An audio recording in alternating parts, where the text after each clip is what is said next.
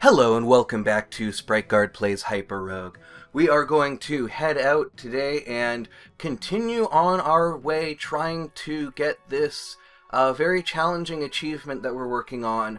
And so the next thing that we need to do is something that we attempted to do in, I believe, the previous portion of this episode, but we didn't quite have everything worked out exactly right. Now, we have actually a pretty good situation going on here. We want to be able to get the orb of water that is in that pool there, and so we're hoping that we can get a boat in not too long, or an orb of the fish, and there's a boat right there that's about in the right place, and so hopefully we can cheese this guy's orb of water out as well. Let's see. It looks like we may need to do a little bit of work here to get these guys to line up properly, but shouldn't be too hard. There we go. So let's see. We can grab that and then kill that guy and pick up this boat, and we can take this boat over this way and pick up, hopefully pick up the orb of water here. Unfortunately we cannot, so we only have 14 charges left, so we're just gonna zoop through here and grab as many of these as we can, and that's going to actually be the end of what we're able to do. Now, I don't remember whether or not this sandworm can actually cross the water, but what we actually want to do is wait here to let that charge out, and now we want to clear this area. Whoops, that was very dangerous. We didn't actually die though, so we're fine. So now we want to clear there, and there, and there, and this guy is going to be giving us some trouble. Let's see. This guy's going to be giving us a lot of trouble, but if we get into the boat and then sail over here, he will have to, yeah, he'll have to go around, so we can escape. So we managed to get 3 eggs, which is actually pretty good. That's not what I was hoping for, but it's a start. And I'm thinking that maybe what we want to do is actually, it may just be easier for us to clear out the minefield in the usual way. Just being very careful not to step on any cells that we don't know for sure what they contain. And we can actually go through there because treasures are never on mines. Let's see, that's open, and that's open, and that, let's see, that doesn't quite get us where we need to be, but we can probably carve out around here a little bit, and hopefully we can open up one of these. Yeah, there we go. So that tells us where one of them is. And from that we should be able to, let's see, that actually tells us where 2 of them is, because this 2 over here is satisfied as well, and so that means that 1 is satisfied, and then it looks like we're going to hit a little bit of a dead end, so we're going to need to probably, let's see, can we open that up at all? Not really. Looks like that's going to be a pretty strong barricade that we're not going to be able to get around, but that's satisfied, and that's satisfied. But that is not, though, so... that gets us to a 0. Great. And that will give us... that gets us up to 8. And so, let's see, that will get us another known quantity. And so, let's see, that doesn't actually tell us where the other one is, though, so we'll have to back off of that for a little bit and just head up here and see if we can make it to this one up here. And that gets us 9, and we're actually doing really well. We're getting a lot of 0s. We don't want to go too fast, but we want to pay good attention to what's going on around us. We're on a 0, and that is our 10th Bomberbird egg. And so we have actually completed that portion of the challenge. And so now what we want to do is we want to start clearing out a bit, and to continue on to the next part, we're actually going to need to gather up a lot more dead orbs. And we actually have a hostile bomber bird after us there, and I forgot that they will actually drop mines. And that was very nearly bad, but we did okay. I did not know that a mine would set off another mine. I guess that kind of makes sense, though. So the next thing we want to do is farm up dead orbs, which is going to be a little bit probably dull, but we can just have our own little adventure. We definitely don't want to be anywhere near that area with the infinitely burning fires. That's not something that we need. Ah, that was an orb of the fish, not an orb of Yendor. Though we should be spawning orbs of Yendor. I think we are to that point, but we have no way of opening them, because we do not yet have enough dead orbs. That's another orb of the fish. Not really all that useful. We don't actually have to go into the water anytime soon. Eventually it will be useful to have those spawning, and we're going to be looking for some pretty specific things, and we're going to have to look pretty far and wide for them. And there's going to be a certain luck component. There will be certain situations that we're going to basically be building a really complicated structure out of dead orbs. And there may come a point where we will have to abandon it. One of the places that we might have to abandon it is if we get a rock snake after us, and we can't get out of its aggro range in time.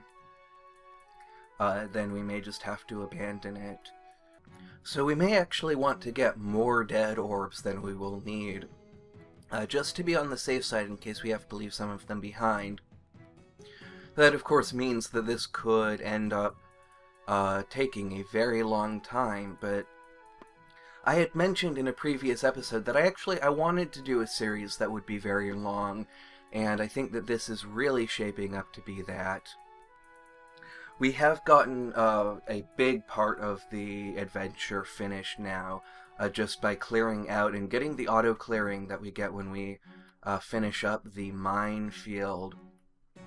And we also need orbs of friendship to be spawning, because those are going to play a really big role.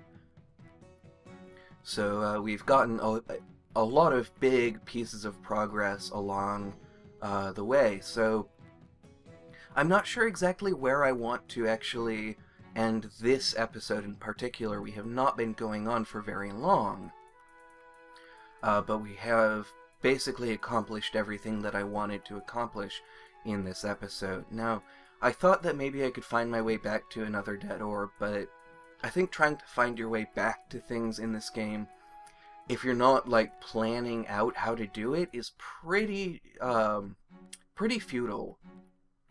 And I think that it's better to just not worry about it. That's an orb of teleport. We can use it. Let's see, that's an orb of safety, actually. We'll use that to get out of range of the rock snake that was after us. But we're going to continue on, and we may actually, you know, if we see some friends up against the edge, like, here's one, no mines next to you, here we go, let's see if we can get to that orb of friendship and get started with it. Let's see, this one's satisfied, so this one is satisfied, but that one is not. So we're going to have to back off and check over this way. Maybe we can... Okay, that one's satisfied, which means this one is satisfied. Let's see. But once again, we've hit a dead end. Ah, but this too is satisfied. And so now this one is satisfied, and we can open up that and that. And it looks like that will get us around to where we are going, and that will give us our first bomber bird friend. And now I don't see any other bomber bird eggs. We still need a lot more dead orbs than what we have. The scope of what we're building, I'm not actually entirely sure about the scope of what we are building, but it's going to be very large is all I know, and I don't know how large, but I think if we set out with about the number that we would want for a Camelot quest, so that would be about 60, I think we can do okay with that. We can at least be very confident that that will be enough. I wish that our friends were a little bit brighter about finding their way through doorways, but I guess that would make them even more powerful than they already are. And they're already quite powerful. Now, as I mentioned, we're going to need quite a lot of them. So we're going to pick those up along the way and hope that not too many of them get killed off, but I suspect that we'll probably go through at least one part of this adventure where we will be farming them up, simply because I don't want to put too many resources into preserving them.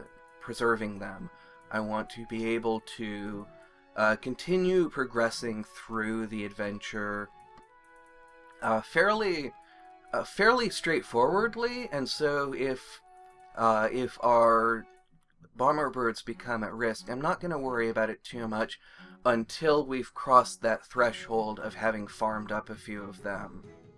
I am going to avoid shards, basically, so that I don't hurt them, because I think the more of them we have, the easier things will be and the less farming we will have to do. But I'm kind of thinking of any of the bomber birds that we pick up while we're farming up dead orbs are basically going to be freebies. And anything that we lose will just, we lost a freebie. It will just be going back to the baseline, and it looks like we've already lost one of them. And we may lose another one because things are getting, oh my goodness, it is doing a lot of work for us, though. Can it actually reach us, though? It seems like it cannot. It seems to not know that it can cross the water here. So, rather than, like, put a lot of work into trying to save it, I'm just gonna say, oh well, we will just have to farm up a few of them before we finish up our project. And that shouldn't actually be too difficult, because part of our project is going to probably naturally generate quite a few bomber birds. Possibly both hostile and friendly, but we should actually be able to use hostile ones just as effectively once we have the area where we're going to be building our little fortress. And so those of you with some deeper knowledge of the game, maybe, I can't actually remember if I actually said what achievement we're getting or not, but I'm kind of in a mood to play it a little bit coy, so I'm kind of wondering if some of you who have a deeper knowledge of the game are to a point where you can guess what we're doing. If you've looked at the achievements, if you're familiar with what the achievements are, you probably know that there's one particularly strange achievement that takes place in the minefield, and that's the one that we are going for.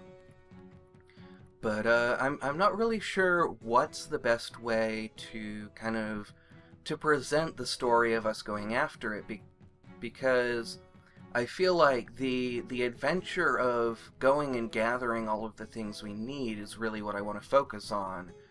And I don't know if kind of being upfront about what it is we're doing. I guess I should, because at this point, at least somebody, I would think, knows what the achievement is, and so I don't see why it would be necessary for anybody else to not know. So we're going for the Dark Mark achievement. I'm kind of gradually realizing that it was pretty silly of me to try and keep that hidden, especially since I think I may have actually said what it was in the previous part of this episode, so I was just goofing around, don't mind me. So I do kind of want to, little by little, reveal how we're doing this, though, because it really required a lot of different ideas coming together, and I do want to kind of live in the moment a little bit, live in the adventure. So I'm really interested to see if you are figuring out, you know, why is it that we're farming up all of these dead orbs? Why do we need that to just to get into the minefield and get a ring of mines around us? Well, there are problems that we're going to have to solve that are pretty tricky, and having a lot of dead orbs is going to make us able to solve them in a way that I'm just really eager to attempt. It looks like we have, even just by being this close to that hive, we have pulled a little bit of aggro. We've actually pulled quite a lot of aggro. And so we are going to run in the other direction until we get out of the HyperBug's aggro range. And luckily that was not too difficult. But it was kind of surprising that they picked up when we were not really within the normal aggro range of where they start chasing after us. Having teleport is never a bad thing, especially now that I have the keyboard safety on, so I have to press shift in order to use it. You know, I'm actually thinking that we've been going for a while. We've gotten some good stuff done, and now we're really in this kind of this dull grinding, and I'm wondering if it's time to say, well, oh my goodness, there's a very loud vehicle outside my window. It sounds like, I wonder, there used to be a motorcycle club that met in my neighborhood. I wonder if they are meeting again. Looks like our bomber birds are having a little trouble with that sandworm. See, Orb of Yendor, we could actually go after it. We have the material. I don't know where it is, and we'd have to deal with that sandworm, and it's not really worth it. So we're gonna keep going. Probably want to drop into an Orb of Safety pretty soon, though. Oh my goodness, yeah, there's like a whole army of motorcycles. I can't see them, but I can hear just this constant stream of them going by my window. So I think this is a pretty good time to wrap it up. I do kind of want to check how long we've been going. And we've actually been going for about 20 minutes, so in the next part of the episode we will kind of start putting things into action. Probably want to farm up a few more dead orbs, though. We probably actually have enough. I think, I don't think we're actually going to be hurting for dead orbs. So probably we will be looking for a minefield in the next part of the episode and starting to really build up the structure that I mentioned that we're going to be building. So I hope that you will join me. I hope that this has been interesting and not too cheesy. And I hope that you will join me for the next part. But most of all, thank you very much for watching, and have a great rest of your day.